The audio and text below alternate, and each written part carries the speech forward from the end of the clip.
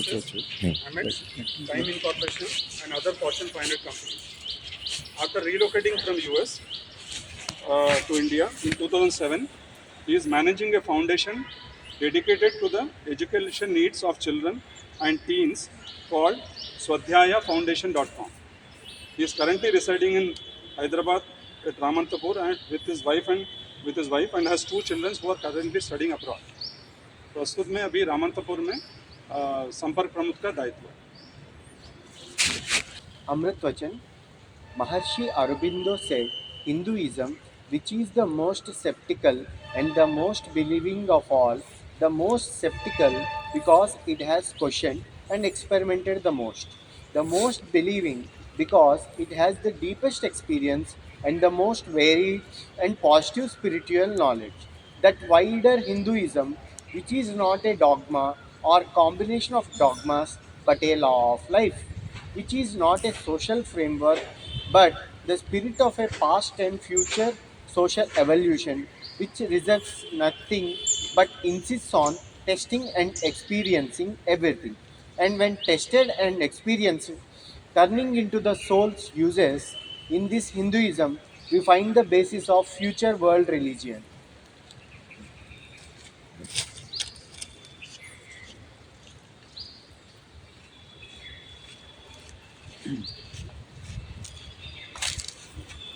सुभाषितम चिंतनीया हि विपदाम आदावेव प्रतिक्रिया नकूपकननं युक्तं ప్రదీప్తే వైనినా గృహే. భావం ఏమనగా, ఓ పని ప్రారంభంలో అవరోధాలను ముందుగానే ఊహించి ఆ అడ్డంకులను ఎలా అధిగమించాలో యోజన చేసుకోవాలి. అంతేకాని అవరోధాలు వచ్చాక ఆలోచన మొదలు పెట్టకూడదు.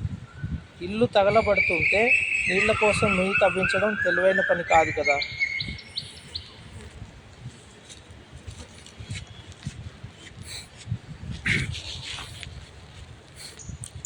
నమస్తే సదావత్సలే మాతృభూమి. చక్కటి సుభాషితాన్ని తెలుసుకున్నాం ఇప్పుడే. ఏదైనా ఒక అవరోధం వచ్చిన తర్వాత ఆలోచించాలా, లేకపోతే ముందే ప్రణాళిక చేయాలా? ప్రతి ఒక్కరూ చరిత్ర తెలుసుకోవాలి, తర్వాత భవిష్యత్తుని ప్రణాళిక చేసుకోవాలి. ఆ విషయాన్నే ఇవాళ తెలుసుకుంటున్నాం. కొత్తగా ఏ విషయము లేదు.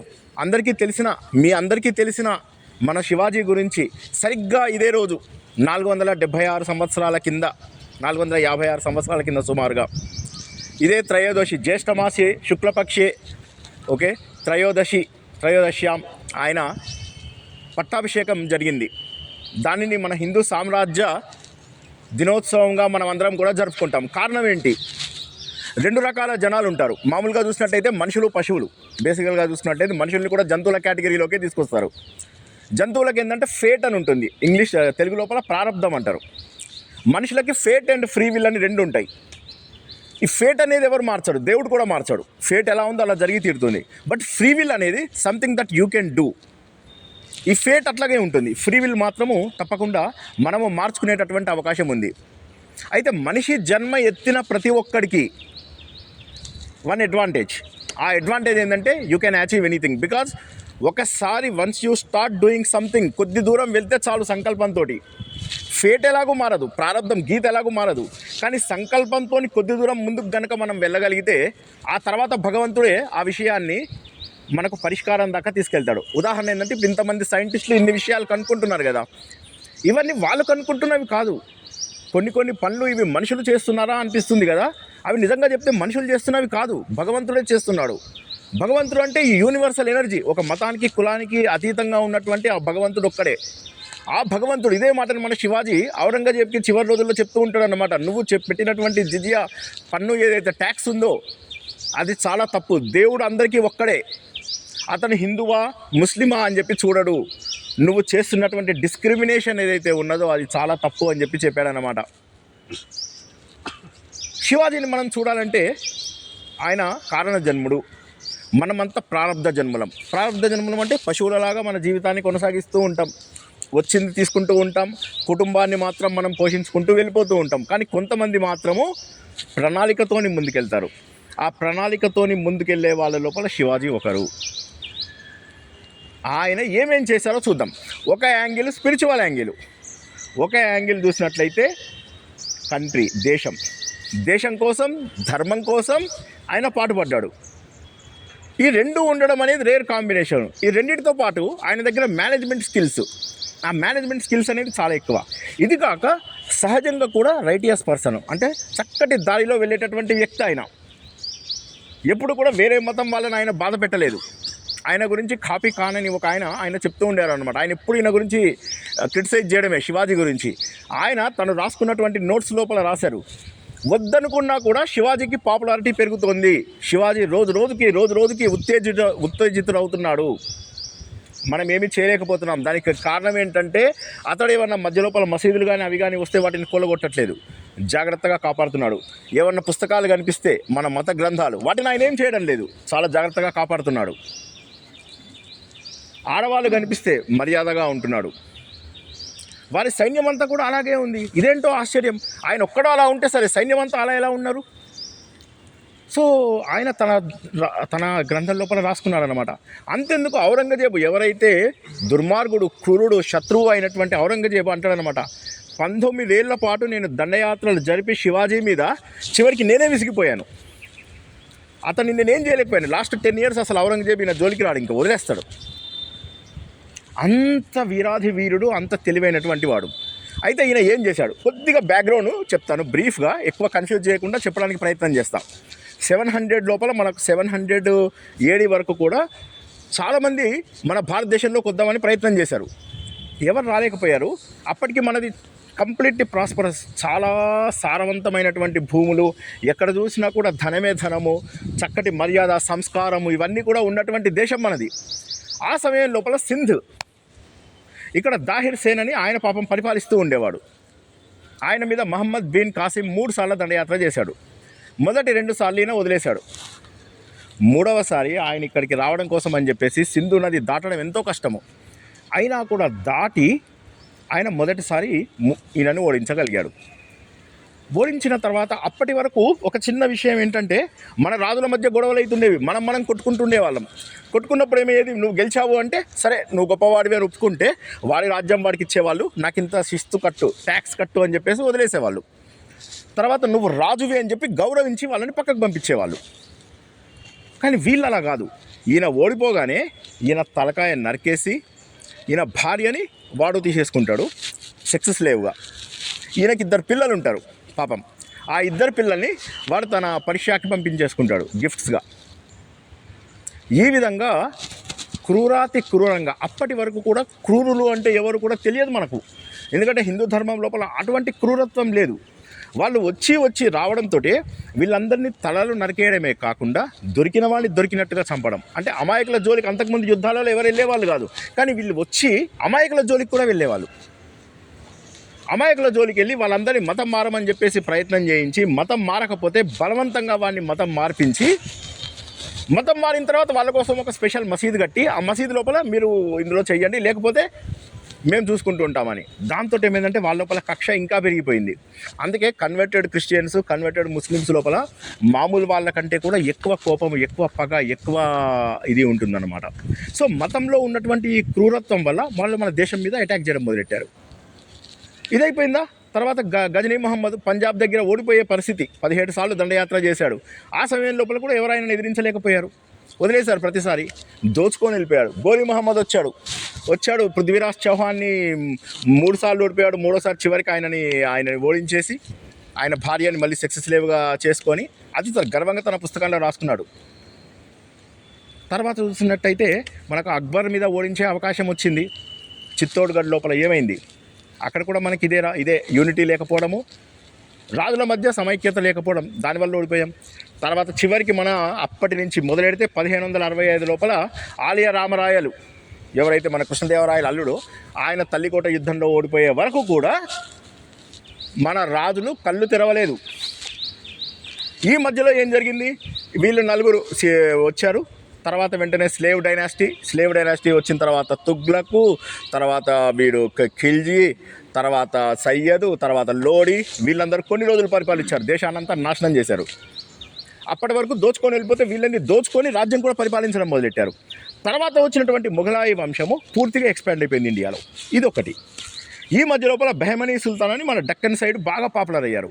వీళ్ళు ఏం చేశారంటే ఖిల్జీ టైం లోపల సెపరేట్ అయిపోయి వీళ్ళు ఏం చేశారంటే 5 సుల్తానేట్స్గా తయారైపోయారు. అందులోపల ఈ అహ్మద్ నగరు, బీజాపూర్, బీదరు, గోల్కొండ ఈ 5టిని వాళ్ళు 5 సుల్తానేట్స్గా తయారు చేసుకున్నారు. సో ఇప్పుడు శివాజీ వచ్చే టైంకి ఇది పరిస్థితి. శివాజీ వచ్చే టైంకి మళ్ళీ ఒకసారి చూడండి, ఇటు నార్త్ సైడ్ అంతా కూడా మొత్తం ఈ మొఘలాయి, ఇటు కింద సౌత్ సైడ్ చూసినట్లయితే 5 సుల్తానేట్స్ ఎవరైతే మొఘల్ రాజ్యంతో కొట్లాడిన వారు శాండ్విచ్. శివాజీ కనుక మొదట్లో వచ్చి ఉంటే, అంటే ఇందాక మనం చెప్పుకున్నప్పుడు ఫస్ట్ 712లో మహమ్మద్ బిన్ కాసిం వచ్చిన సమయంలో కనుక వచ్చి ఉంటే మన భారతదేశంలో హిందూ మతం ఇలాంటి ప్రభావానికి గురయ్యేది కాదు. ఒకవేళ గనక శివాజీ అప్పుడు కూడా రాకపోతే, ఈ 1600లో కూడా రాకపోతే ఏమయ్యేది అంటే, పాకిస్తాన్ ఎక్కడ ఉండేది అంటే నీ పక్కనే ఉంది, ఎక్కడో దాకా వెళ్ళక్కర్లేదు. పాకిస్తాన్ అక్కడ చూడాల్సిన అవసరం లేదు. ఇగో నీ గల్లీ మొత్తం పాకిస్తానే, నీ ఇల్లు మొత్తం పాకిస్తానే. అంత కన్వర్షన్స్ జరిగేవి. సో శివాజీకి ముందు, శివాజీకి తర్వాత భగవంతుడు ఏం చేస్తాడంటే ఒక్కొక్క కారణ జన్ముని ఒక్కొక్క సమయం లోపల పుట్టిస్తాడు. శివాజీ అట్లాగే అద్భుతమైనటువంటి జన్మ. తల్లి చూసినట్లయితే యాదవ డైనాసిటీ అనేది ఒక రకంగా చెప్పాలంటే క్షత్రియ డైనాసిటీ. మనము మహాభారతంలోకి వెళ్ళినట్లయితే యయాతి చంద్రవంశంకి చెందినవాడు. ఆయన కుమారులలో ఒకతను పురు అని చెప్పేసి ఆయననేమో ఈ క్షత్రియ వంశంకి, ఈ యదు అని ఎవరైతే ఉంటారో ఆయన యాదవ వంశంకి ఆద్యులు అన్నమాట, స్టార్ట్ చేసిన వాళ్ళు. ఆ యాదవ వంశంకి చెందిన క్షత్రియ వంశం ఆవిడది. ఇటు ఈయనది చూసుకున్నట్లయితే వ్యవసాయం చేస్తున్నటువంటి వంశము వీళ్ళ నాన్నగారి సైడు భోస్లే. ఆ వ్యవసాయం చేస్తున్నప్పుడు ఏమైందంటే వాళ్ళకు ఆ రోజుల్లో వ్యవసాయం చేస్తున్నప్పుడు భూమిలోంచి పాము వచ్చింది అంటే మీనింగ్ ఏంటంటే లోపల నిధి బాగా ఉంది అని లెక్క అన్నమాట. ఆ నిధి ఉంది అనగానే దబదబా నిధి తవ్వారు. నిధి తవ్వి చూసేసరికి బోల్డ్ అంత నిధి. దాంతో బాగా గుర్రాలు కొనుక్కున్నారు, సైన్యాన్ని తయారు చేసుకున్నారు. సో ఇదంతా కూడా షాహాజీ అంటే శివాజీ గారి తండ్రి యొక్క పూర్వీకులు. అట్లా బాగా రిచ్ అయిపోయి ప్రైవేట్ ఆర్మీ తయారు చేశారు. ఒక జాగ్రత్తగానండి, ఇది ఇంతకు ముందు ఉన్న దానికి ఇప్పటికీ సిచ్యువేషన్ డిఫరెంట్. ఆ రోజుల్లో గవర్నమెంట్ ఆర్మీ సెపరేట్ ఉండేది, ప్రైవేట్ ఆర్మీ సెపరేట్ ఉండేది. ప్రైవేట్ ఆర్మీ ఏం చేసేదంటే గవర్నమెంట్కి అవసరం వచ్చినప్పుడు సపోర్ట్ ఇచ్చేదన్నమాట. సో ఇప్పుడు ముఘలాయిస్ కానీ, నిజాం షాహీ కానీ, కుతుబ్ షాహీ మన హైదరాబాద్ వాళ్ళు కానీ, అహ్మద్ నగర్ కానీ, బీదర్ కానీ, బేరూర్ కానీ వీళ్ళందరూ కూడా ఏం చేసేవాళ్ళంటే ఈ టెంపరీ సైన్యంని వాడుకునేవాళ్ళు. ఎట్లయితే మనం ఇంగ్లీష్ సినిమాల లోపల ఇవి చూస్తూ ఉంటాం కదా, ఏది మన కౌబాయ్ మూవీస్ లోపల ప్రైవేట్ సైన్యం ఉంటుంది. వాళ్ళు ప్రైవేట్ సైన్యం తుపాకులు తీసుకొని వస్తుంటారు అనమాట మన క్లింట్ ఈస్ట్వుడ్కి సపోర్ట్ చేయడానికి. అట్లాగా వస్తుంటారు అనమాట వీళ్ళు. వాళ్ళని జాగీర్దార్ అని, సుబేదార్ అని, మున్సబ్దార్ అని, జమీందార్ అని, జమీన్ ఇస్తే జమీందారు, జాగీర్ ఇస్తే జాగీర్దారు, కొంత మున్సబ్ అంటే ట్యాక్స్ కలెక్షన్, అది ఇస్తే మున్సబ్, ఇట్లా రకరకాలుగా డిస్ట్రిబ్యూట్ చేశారనమాట. అందులోపల జాగీర్దార్గా వీళ్ళ నాన్న జాయిన్ అయ్యారు. ఎక్కడ? నిజాం షాహీ అంటే అహ్మద్ నగర్. అయితే వీళ్ళ నాన్నగారు చాలా హ్యాపీగానే ఉండేవారు. కాకపోతే ఏమవుతుందంటే ఒకసారి వీళ్ళ మరాఠా యోధున్నే ఒకతన్ని చంపేస్తారనమాట. చంపేయగానే ఆ బాధపడి ఈయన ఇండిపెండెన్స్ డిక్లేర్ చేసుకుంటారు. షాహాజీ వీళ్ళ నాన్నగారు డిక్లేర్ చేసుకోగానే అప్పుడు ఇంకా అందరూ కూడా ఏం చేస్తారంటే ఆయన మీద అటాక్ చేస్తారు కలిసి. ఆయన ఓడిపోవాల్సి వస్తుంది. ఆయన అంటారు నువ్వు బెంగళూరు వెళ్ళిపో అంటారు. మరి నేను పూణే వాడిని, నేను వెళ్ళడానికి వీలేదు, పూణే పైన నా కంట్రోల్ ఉంచండి, నేను వెళ్ళిపోతా బెంగళూరుకి అని చెప్పి పూణే లోపల తన భార్య అయినటువంటి జిజియాబాయి శివాజీని అక్కడ పెట్టి చదివిస్తారు.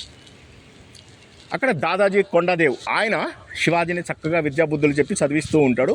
మదర్ మన అందరికీ తెలిసినట్టుగానే దేశభక్తి గురించి, దైవభక్తి గురించి రెండు చాలా గొప్పవి. దేశము ధర్మము అందరి కోసం బతుకుతారు. అవి పశువులు కూడా బతుకుతున్నాయి. కానీ మనము మనుషుల్లాగా పుట్టినందుకని ఒక పర్పస్ ఉండాలి. ఆ పర్పస్ ఏంటంటే దేశం కోసం, ధర్మం కోసం బతికి తీరాలి. మాటల్లో కాదు, చేతల్లో చూపించాలి. అందరం చనిపోయే వాళ్ళమే, ఏదో ఒకటి చూపించాలి. ఇలా తల్లి అతనికి ఇప్పుడు కూడా మన దేశం గురించి, ధర్మం గురించి చెబుతూ ఉండేది. అందుకని చెప్పి 17 ఏళ్ళకే ఈయన ప్రారంభమైంది. తోర్నా, కొండన, రాయగఢ్ ఇవన్నీ ఈయన ఆక్యుపై చేసేసుకుంటాడు. చేసేసుకొని కానీ ఎప్పుడైతే రాయగఢ్ ఆక్యుపైడ్ అయిందో, రాయగఢ్ అనేది ఈయన సామ్రాజ్యం, ఎక్కడైతే ఇప్పుడు ఈయన సామ్రాజ్యము పట్టాభిషేకం అయ్యాడో ఆ ప్లేసు. అది అవ్వగానే బీజాపూర్ సుల్తాన్లో ఆదిల్ షా పరమ దుర్మార్గుడు.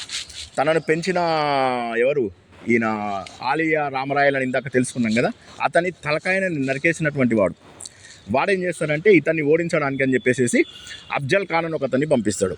అయితే శివాజీ దగ్గర మొదటి నుంచి ఆర్మీ తక్కువ. అందుకని ఆయన ఏం చేసేవాడంటే డిఫరెంట్ టెక్నిక్స్. ఇప్పుడు మళ్ళొక్కసారి కొద్దిగా వెనక్కి వద్దాం. మన రాజులు ఎట్లా పోరాడే వాళ్ళంటే ఆ రోజుల లోపల ధర్మబద్ధంగా వెళ్ళాలి, అన్నీ ధర్మబద్ధంగా నీతిబద్ధంగా వెళ్ళాలి. అవతల వాడు ఓడిపోతే మనం ఊరుకోవాలి, పారిపోతున్న వాడిపైన మనం బాణం వేయకూడదు, నిజాయితీగా ఉండాలి, యుద్ధంలో దొరికిన సైనికుడిని వదిలేయాలి. కానీ ఈ శివాజీ టైంకి వచ్చేసరికి ఏంటంటే అట్లా కాదు. రక్తానికి రక్తం, ప్రాణానికి ప్రాణం, ముళ్ళుకు ముళ్ళు, శౌర్యానికి శౌర్యం, ధైర్యానికి ధైర్యం, క్రౌర్యానికి క్రౌర్యం. అంతే, అదే మందు. This is something different that all of us have to understand. ఎందుకంటే ఈ మిగతా రాజులకి ఈయనకు అది డిఫరెంట్. ఆయన ఏంటంటే రూల్స్ రెగ్యులేషన్స్ ఏం లేదు. లౌక్యంతో గెలిచాడు, లేకపోతే దౌత్యం. లౌక్యమో దౌత్యమో ఏదో తెలుసుకో, ఐదర్ ఇంటెలిజెంట్తో గెలు, లేకపోతే జస్ట్ రిప్రజెంటేషన్స్ పెట్టించేసి చూడు, ఏదో ఒకటి చెయ్యి. ఆ సమయం లోపల అఫ్జల్ ఖాన్ వస్తాడు. అఫ్జల్ ఖాన్ ఈయనని దండించడానికి వస్తే అఫ్జల్ ఖాన్ రాగానే ఈయన అంటాడు ప్రతాప్గఢ్ దగ్గరికి రండి అని చెప్పేసి పిలుస్తాడు. వచ్చిన తర్వాత నేను మీతో పోరాడలేను, మీరు మా టెంపుల్స్ అన్నీ కూడా ధ్వంసం చేశారు, నేను మీతో పోరాడలేను, మనం కూర్చొని మాట్లాడుకుందాం, రండి కూర్చొని మాట్లాడుకుందామని. తనేమో చక్కగా ఆర్మర్ వేసుకొని వెళ్తాడు, కవచం. వెళ్ళిన తర్వాత అఫ్జల్ ఖాన్ మంచిగా కౌలించుకున్నట్టే ఉంటాడు. కొంతమంది 10 మంది కూర్చొని మాట్లాడుతూ ఉంటారు. బయట 10,000 మంది సైన్యం ఉంటారు. ఎలాగానే అతను కౌలించుకుంటాడు, రా అని ఇద్దరు ఒకరినొకరు కౌలించుకుంటారు. వాడు కత్తి తీసి పొడుస్తాడు శివాజీని. శివాజీకి ఏం కాదు, కవచం ఉంటుంది. శివాజీ ముందే తెచ్చుకున్నటువంటి ఒక గోరు ఉంటుందన్నమాట, ఇనుప గోర్లు. ఆ గోర్లతోని వాడి శరీరాన్ని చీల్చి పాడేస్తాడు. నరసింహస్వామి చీల్చేసినట్టుగా చీల్చేస్తాడు. చీల్చేసి వాడు పారిపోబోతుంటే వాడి తలకాయని అక్కడే నరికి పారేస్తాడు అఫ్జల్ ఖాన్ని. షాక్. బయట ఉన్న 10,000 మంది సైనికులు కూడా ఒక్కసారి, అది షాక్ అనుకోని పరిస్థితి కాబట్టి వాళ్ళందరూ కూడా ఏం చేయలేకపోతారు. ఇలాంటిది వాళ్ళు ఎక్స్పెక్ట్ చేయరు. ఇది మనకు శివాజీతోటి అన్ఎక్స్పెక్టెడ్ ఏదైతే చేయాలో ఆయన అన్ఎక్స్పెక్టెడ్ చేసేవారు. అందుకని చెప్పి వాళ్ళందరూ చెల్లాచెదురు అయిపోయేవాళ్ళు. ఈ సమయం లోపల ఏమైంది, ఆదిల్ షా ఊరుకోలేదు. అరే అఫ్జల్ ఖాన్ ఓడిపోయాడని చెప్పేసి పష్తూన్స్ని కొంతమందికి పంపించాడు. పష్తూన్స్ అందరిని ఓడగొట్టేశాడు ఈయన. తర్వాత ఏం చేశాడు, అరబ్ నుంచి, ఆఫ్ఘన్ నుంచి, పర్షియా నుంచి ఇంకో 10,000 మందిని ఈయన మీదకి పంపించాడు. వాళ్ళందరినీ ఈయన ఓడగొడతాడు. ఓడగొట్టి కొల్లాపూర్, ఇటు సైడ్ మన కర్ణాటక దగ్గరికి వస్తే జింజి, ఈ ఫోర్ట్స్ అన్ని ఆక్యుపై చేస్తాడు. సతారా అన్నీ ఆక్యుపై చేసేసరికి ఒక్కసారిగా అందరూ షాక్ అయిపోతారు. అప్పటి వరకు కూడా ముఘలాయి వాళ్ళు ఇటు సైడ్ కన్నేయలేదు. ఎందుకంటే వాళ్ళు ఎంతసేపు ఈ 5 పరిపాలిస్తున్నారు, మన ముస్లింసేలే, తోటి వాళ్ళు ఎప్పుడైనా ఒకసారి అవసరమైతే కొట్లాడదాం అన్నట్టుగా ఊరుకునేవాళ్ళు. ఒక్కసారిగా వాళ్ళ కళ్ళు ఇటు పడింది. అప్పుడు ఔరంగజేబ్ అన్నాడు, లేదు ఏదో ప్రాబ్లం ఉంది, అఫ్జల్ ఖాన్ లాంటి వాడు చనిపోయాడు. సో కాబట్టి మనం ఏం చేద్దామంటే షాయిస్తా ఖాన్ అని ఆయన మామగారు ఉన్నాడు అన్నమాట, పిల్లనిచ్చిన మామ. ఆ పిల్లనిచ్చిన మామని పంపిస్తాడు. వాడు పరమ క్రూరుడు. వాడు వచ్చేసి శివాజీని ఓడగొడతాడు. ఇంకొక విషయం, శివాజీ చాలాసార్లు ఓడిపోతాడు. అది ఈయన ఓడిపోయినా కూడా ఏంటంటే దాన్ని ఓటమిలాగా తీసుకోడు. జీవితంలో గెలుపు ఓటములు సహజం అని చెప్తాడు ఈయన. అని చెప్పేసి ఆ షాయిస్తా ఖాన్ అలాగే, షాయిస్తా ఖాన్ వస్తాడు, ఈయన ఓడిస్తాడు. ఓడించిన తర్వాత ఈయన పూణే దీంట్లోకి ఏదైతే ఫోర్ట్ ఉంటుందో ఆ ఫోర్ట్లోకి వచ్చేసి హ్యాపీగా ఉంటాడు వాడు. శివాజీ ఏం చేస్తాడు, ఒక 400 మందిని సెలెక్టెడ్ పీపుల్ని తీసుకొస్తాడు తన వెంటకాల. తీసుకొచ్చి రంజాన్ డే నడుస్తూ ఉంటుంది, రాత్రిపూట వస్తాడు. వచ్చేసేసి లోపలికి వచ్చి ఒక్కసారిగా షాయిస్తా ఖాన్ మీద పడిపోయి చీకటి లోపల వాడిని నరికేద్దామని ట్రై చేస్తే వాడి వేళ్ళు మాత్రం కట్ అవుతాయి. వాడు కిటికీలోంచి దూకి పారిపోతాడు. ఎందుకంటే మిగతా వాళ్ళందరూ వాడి సైన్యం అంతా వాడిని దగ్గరికి తీసుకెళ్ళిపోతారు. మిగతా ఈ 400 మంది మిగతా వాళ్ళందరినీ కోసేస్తారు. కోసేయగానే ఇంకప్పుడు ఔరంగజేబ్కి ఏం చేయాలో తెలియదు. నేను అనుకున్నదే థ్రెట్ ఏదైతే ఉందో అది నిజంగానే ఉంది, మెనేస్ ఈజ్ దేర్. ఆయన అప్పుడు ఏం చేశాడంటే ఇది పని కాదని చెప్పేసి జై సింగ్ అని ఒక చాలా టాలెంటెడ్, మంచి పొలిటికల్గా ఆలోచించే వ్యక్తి ప్లస్ మంచి టాలెంట్ ఉన్నాడు, తన కుమారుడు ఉన్నాడు. అతని బహదూర్ షా అని కూడా మనం పిలుస్తూ ఉంటాం. బహదూర్ షా జఫర్ గారు తర్వాత వచ్చినవాడు, లాస్ట్ 1800లో వచ్చిన ఇతను బహదూర్ షా నంబర్ 1. అసలు పేరు ముకంజా ఏదో ఉంటుంది, దానికి ఇతను తర్వాత బహదూర్ అని చెప్పి మార్చుకుంటాడు తన పేరు. అతను ఈ జై సింగ్ని కలిసి పంపిస్తారు. వాళ్ళిద్దరు వస్తారు, ఇతనితో చాలా పోటీ పడతారు, అవి చేస్తారు. ఫైనల్గా ఇతను ఓడగొడతారు. ఓడగొట్టిన తర్వాత శివాజీ తన దగ్గర అప్పటికి 35 పెద్ద కోటలు, ఆ 35 పెద్ద కోటల్లో 23 కోటలు వాళ్ళకి ఇచ్చేస్తాడు. ఓడిపోయానని. వాళ్ళు అంటారు ఓడిపోవడమే కాదు, నువ్వు మా దగ్గర మున్సబ్దారీ జమీందారీ లాగా యాక్సెప్ట్ చేయి, నువ్వు సుబేదార్ తీసుకో అంటాడు. సరే యాక్సెప్ట్ చేస్తున్నాను ఒప్పుకుంటాడు. ఒప్పుకున్న తర్వాత ఏమవుతుంది, ఔరంగజేబు 50th బర్త్డే సెలబ్రేట్ చేసుకుంటాడు గ్రాండ్గా. అందరినీ పిలుస్తాడు, రావయ్య నువ్వురా నీ పిల్లోని కూడా తీసుకొని రా అని చెప్పేసి ఇద్దరు పిల్లోని తీసుకొని వెళ్తాడు. వెళ్ళగానే ఏం చేస్తాడు, వెనక లైన్లో నిలబెడతాడు, లాస్ట్ లైన్లో కూర్చోబెడతాడు. ఇలాంటి లాస్ట్ లైన్ కాదు వాళ్ళది, ఏంటంటే టాలెంట్ ప్రకారం. దాంతో ఏంది ఈయన లాస్ట్ రోలో కూర్చోబెట్టేసరికి నాకు బాధ ఇస్తుంది. తన చేతిలో ఓడిపోయిన వాళ్ళందరూ కూడా ఫ్రంట్ రోలలో కూర్చుంటారు. జస్వంత్ సింగ్ అని ఒక ఆయన ఈయన కొల్లు మండుతుంది, ఏంటి నన్ను లాస్ట్ రోలో కూర్చోబెట్టామని గొడవ చేస్తాడు. దాంతో వాళ్ళు ఏం చేస్తారంటే నేను హౌస్ అరెస్ట్ చేసేస్తారు. హౌస్ అరెస్ట్ చేయగానే అప్పుడు అక్కడి నుంచి 25 days గ్యాప్ లోపల ఆయన ఎలా తప్పించుకుంటాడంటే అత్యంత తెలివితేటలతో అక్కడికి అందరూ పువ్వులు పండ్లు పంపిస్తూ ఉంటారు. ఆ బుట్టలలో దాక్కొని తన కొడుకు దాక్కొని బయటకు వచ్చేస్తాడు. తననేమో మొత్తం షేప్ అవుట్ చేసుకుంటాడు, గడ్డం తీసేస్తాడు, మీసాలు తీసేస్తాడు, ఒక యోగిలాగా కాషాయ వస్త్రాలు వేసుకుంటాడు, బయటకు వచ్చేస్తాడు. వచ్చేసేసి ఆ విధంగా అక్కడి నుంచి తప్పించుకొని 25th డే నాడు మళ్ళీ పూణే లోపల ఉంటాడు. ఇక ఔరంగజేబు మళ్ళీ వచ్చి కొట్లాడదాం అనుకునేసరికి ఔరంగజేబుకి పర్షియా వాళ్ళతో కొట్లాట అవుతుంది. పాపం ఆ టైం లోపల పాపంగా దుర్మార్గుడు వాడితోనే పాపం అక్కడ వాడు రాలేకపోతాడు. ఆ టైంకి రాలేకపోయేసరికి ఏమవుతుందంటే వీడు కాస్త ఇంకా విజృంభించేస్తాడు శివాజీ. విజృంభించి ఒక్కొక్క కోట, ఓడిపోయిన ప్రతి కోటని గుంజుకుంటాడు వాళ్ళ దగ్గర నుంచి. సూరత్ అని చెప్పేసి one of the richest places, Gujarat కొద్దిగా పైకి ఉంటుంది, ఈ కొంకన్కి కొద్దిగా పైన సూరత్ గుజరాత్. అక్కడికి వెళ్ళి దాన్ని కొల్లగొట్టేసి అక్కడి నుంచి డబ్బు తీసుకుంటాడు. ఈ ఔరంగజేబు కొన్ని సంస్థానాల దగ్గర కూడా నాకు కప్పం కట్టండి అని చెప్పేసి వాళ్ళ దగ్గర అగ్రిమెంట్ రాయించుకుంటాడు. ఇటు బీజాపూర్ వాళ్ళని కొట్టి వాళ్ళ దగ్గర అగ్రిమెంట్ రాయించుకుంటాడు డబ్బు ఇస్తానని. మన హైదరాబాద్ డక్కన్ వాళ్ళ దగ్గర డబ్బు తీసుకుంటాడు. తీసుకుని హైదరాబాద్ కూడా విజిట్ చేస్తారు ఆయన. ఇది మనకు అదృష్టం ఏంటంటే మన హైదరాబాద్ కూడా వచ్చి మన రోడ్ల మీద ఆయన వచ్చినప్పుడు రోడ్లన్నీ కూడా ఆయన కోసం స్వాగతం పలికాయి. అన్ని రోడ్లు కూడా రెడ్ కార్పెట్స్ వేసి పువ్వులు జల్లి ఆయనని హైదరాబాద్లో పిలిచారు. అదే టైంలో ఆయన శ్రీశైలం కూడా వెళ్ళారు. ఎంత ధార్మికుడు అంటే శ్రీశైలం వెళ్ళి తల్లి దగ్గర కూర్చొని, అమ్మా నేను నా తలకాయ అర్పిస్తా, హిందూ సామ్రాజ్యం ఎప్పటికైనా రావాలి, హిందూ సామ్రాజ్యం రావాలి అని చెప్పేసి బాధపడి తలకాయ నరికించుకునే సమయానికి వెళ్తాడు. తర్వాత ఏమవుతుందంటే అమ్మవారు ఆయనకి ఖడ్గం ఇచ్చిందని ఒక కథ ఉంది. సరే, అది హిస్టరీ ప్రకారం కాకపోయినా నాలాంటి ధార్మికులు అయితే ఖచ్చితంగా నమ్ముతారు. అతనికి ఆ శక్తి ఉంది. నేను ఇంతకుముందు చెప్పినట్టుగా కూడా ఏ వ్యక్తి కూడా తన జీవితంలో ఒక స్థాయి దాటి సాధించలేడు, కానీ శివాజీ సాధించాడు అది. అదేవిధంగా సైంటిస్టులు కూడా ఒక స్టేజ్ తర్వాత సాధించలేరు. ఒక స్టేజ్ వరకు మనం వెళ్తాం, అక్కడి నుంచి దేవుడు ముందుకు తీసుకెళ్తాడు. ఈ ప్రకృతి శక్తులు అనేవి ఏవైతే దేవుడి రూపంలో ఉన్నాయో అవన్నీ కూడా they align and they collude together so that you will win the race. అది జరుగుతుందన్నమాట. అది శివాజీ అక్కడికి వెళ్ళి ఎంతో ఇదవుతాడు. ఆ తర్వాత శివాజీని ఇంకా ఇన్విన్సిబుల్, ఆయనను ఎవరూ ఓడించలేనటువంటి పరిస్థితి, చాలా ఆనందంగా ఉంటాడు ఆయన. తర్వాత ఇక ఆయన గెరిల్లా వారికి వీళ్ళు అంటారు, ఈయనతోని గొడవ పెట్టుకోలేం మనం. ఏ గోడలోంచి దూకుతాడో, ఏ కొండ మించి దూకుతాడో, ఎక్కడి నుంచి వస్తాడో, ఏ సమయంలో ముందుకు వస్తాడో, ఏ పొట్ట చీల్చేస్తాడో, ఏ తల నరికేస్తాడో తెలియదు. ఈ గెరిల్లా వార్ఫేర్, తక్కువ మంది సైన్యం, కానీ వచ్చిన ప్రతి ఒక్కరు ఈయనలాగానే ఉంటారు. దాంతో వీళ్ళందరూ చాలా ఆశ్చర్యపోతారు. మరి మేనేజ్మెంట్ లెసన్స్ ఏంటి? మనలాంటి వాళ్ళకి మేనేజ్మెంట్ లెసన్స్ ఏంటి? Swat analysis, strength, weakness, opportunity and threat. తన దగ్గర ఏమేమి స్ట్రెంగ్త్ ఉందో చూసుకునేవాడు ఆయన, నా దగ్గర ఏమేమి వీక్ పాయింట్స్ ఉన్నాయో చూసుకునేవాడు, నాకేమేమి ఆపర్చునిటీస్, అవకాశాలు ఉన్నాయి, ఎక్కడెక్కడ థ్రెట్ వచ్చే అవకాశం ఉంది అది కూడా చూసుకునేవాడు. దానికి తగ్గట్టుగా ప్రణాళిక వేసాడు. ఒకసారి ప్రణాళిక వేశాడంటే దానికి 100% ఇంప్లిమెంటేషన్ మొదటిది. రెండోది, ఒక మోస్ట్ ఇంపార్టెంట్ పాయింట్ మనం అందరం గుర్తుంచుకోవాలా, ఈయనకంటే ముందున్న రాజులందరూ ఏమయ్యే వాళ్ళంటే రాజు ముందెళ్ళి లీడ్ చేసి కొట్లాడుతుండేవాడు. వీడి దగ్గర రాజు దగ్గర 50,000 సైన్యం ఉండని అనుకుందాం.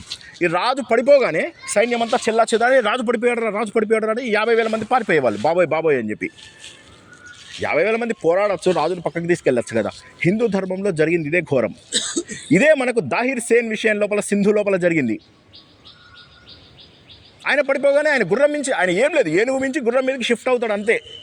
పాపం దాహిర్ సేన్ 712 లోపల. కానీ వీళ్ళు ఏం చేస్తారు, పక్కకి వెళ్ళిపోతారు. అట్లాగా పాపం ఈయన ఏం చేశాడంటే అది కాదు, నో పర్సన్ డిపెండెన్సీ. మనము సాఫ్ట్వేర్లో అనుకుంటాం కదా, ప్రాసెస్ డిపెండెంట్.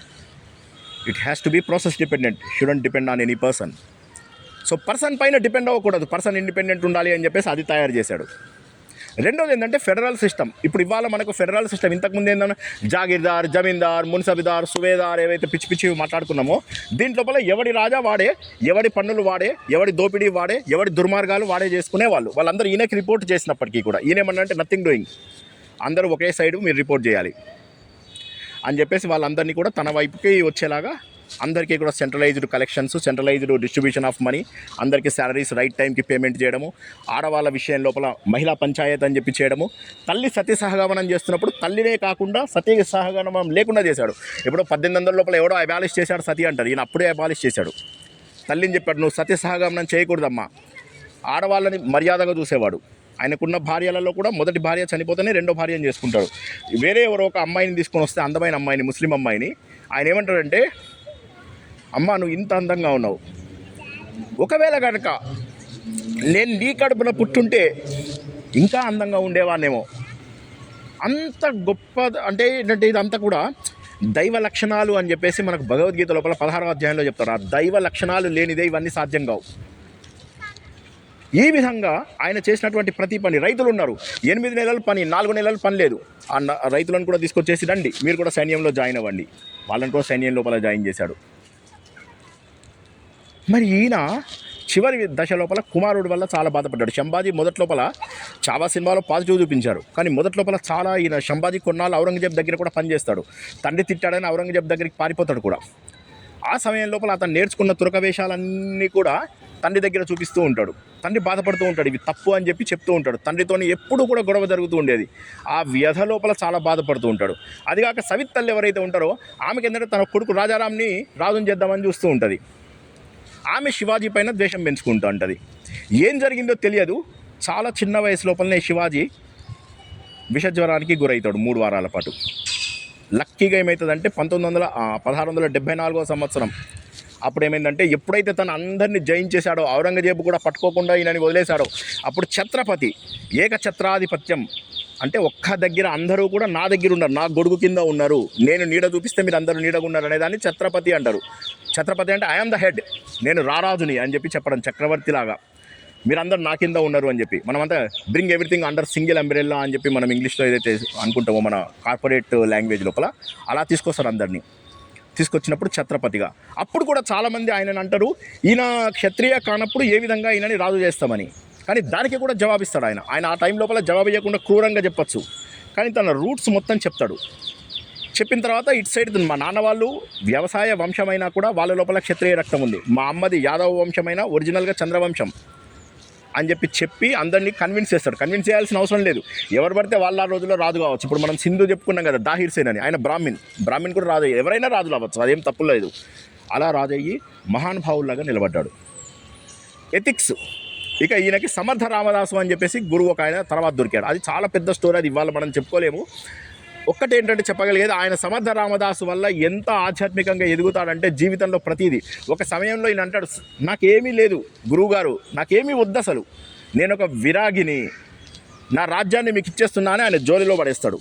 అప్పుడు ఆయన ఏమంటాడు తెలుసా, ఈ జోలిలో వేసింది నువ్వు నీ రాజ్యాన్ని కదా, సరే ఇప్పుడు నేను నీకు ఒకటి ఇస్తా అని చెప్పి కాషాయ ఇది ఇస్తాడు. ఇచ్చి దీంతో ఇప్పుడు దీన్ని నువ్వు ఆధారంగా చేసుకొని నీ రాజ్యాన్ని పరిపాలించు అని. అదే కాషాయం మనం వాడుతున్నాం మన ఆర్ఎస్ఎస్లో. అదే కాషాయం మన హిందూ ధర్మానికి సంకేతం. అదే కాషాయం మన లోపల త్యాగానికి, మన లోపల పోటీ తత్వానికి, దేనికైనా కూడా నిలవగలుగుతాము అనేటటువంటి తత్వానికి అది నిదర్శనము.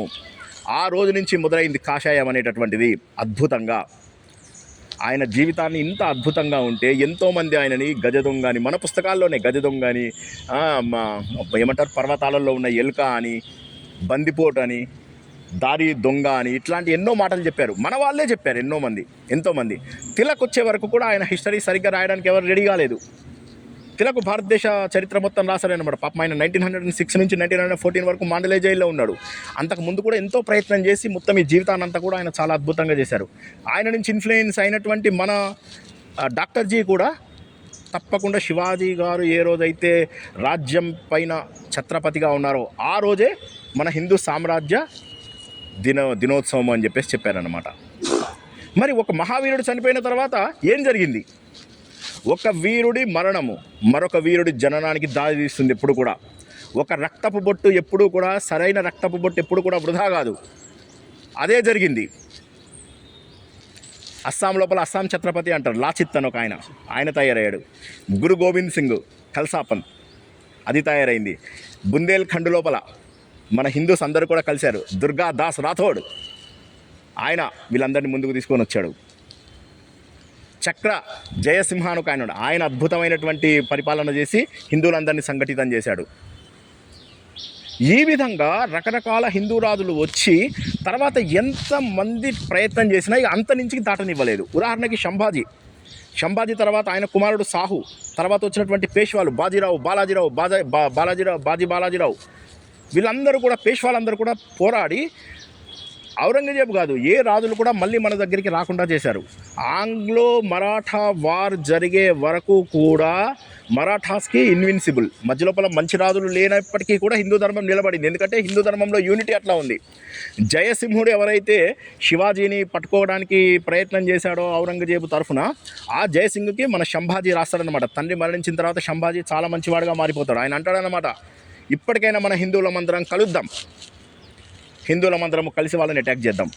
అన్నిటికంటే ఒక చిన్న దురదృష్టకరమైన విషయం ఏంటంటే Jats north India, Sikhs Punjab, Rajputs Rajasthan, Marathas down south, అద్భుతమైనటువంటి స్ట్రెంగ్త్. వీళ్ళు చేసింది ఏంటంటే ఔరంగజేబు చివరి రోజుల్లో మరి ముసలోడు దాకా బతుకు 80 ఏళ్ళు పాపి చిరాయువు వాడు ఆ పరమ దుర్మార్గుడు, వాడు అన్నేళ్ళు బతికినా చివరి రోజుల్లో వాడిని అక్కడ అంతం చేసేసి ఉంటే బహుశా ఇంకా పరిస్థితి డిఫరెంట్గా ఉండుండేదేమో అని చరిత్రకారులు, నా పర్సనల్ ఒపీనియన్ కాదు అది, చరిత్రకారులు ఆ విధంగా భావిస్తారు. 300 కోటలు కట్టడం మాటలు కాదు, 300 కోటలు, ఒక్క కోట కూడా ఔరంగజేబు దగ్గర ఉండదు, అన్ని తను లాగేసుకుంటాడు. అటువంటి మహనీయుడు ఎప్పుడూ కూడా సామరస్యత పాటించాడు. అష్ట ప్రధానం అని చెప్పేసి తన దగ్గర 8 మంది మంత్రులు, వాళ్ళందరికీ పర్ఫెక్ట్ రెస్పాన్సిబిలిటీస్, నువ్వేం చేయాలి. అందులోపల వేరే మతం వాళ్ళు కూడా ఉన్నారు, పరమత సహనం కూడా ఉంది. ఎందుకంటే that is part of Hindu religion. Hindu religion is itself is a secular religion. Nobody has to teach us. మన మతంలోనే ఆ సెక్యులరిజం ఉంది, అందుకోసమే వీళ్ళందరూ ఇక్కడికి తగలడ్డారు, లేకపోతే మనం అలా ఉండేది కాదు కదా. అటువంటి మహానుభావుడి యొక్క చరిత్ర మీ అందరి ముందు చెప్పగలగడం నాకు చాలా సంతోషంగా ఉంది. శ్రద్ధగా విన్న మీ అందరికీ కూడా కృతజ్ఞతలు. అటువంటి మహానుభావుడికి పాదాభివందనాలు. జై భవానీ, వీర్ శివాజీ. జై భవానీ, వీర్ శివాజీ. జై భవానీ, వీర్ శివాజీ. ధన్యవాదాలు.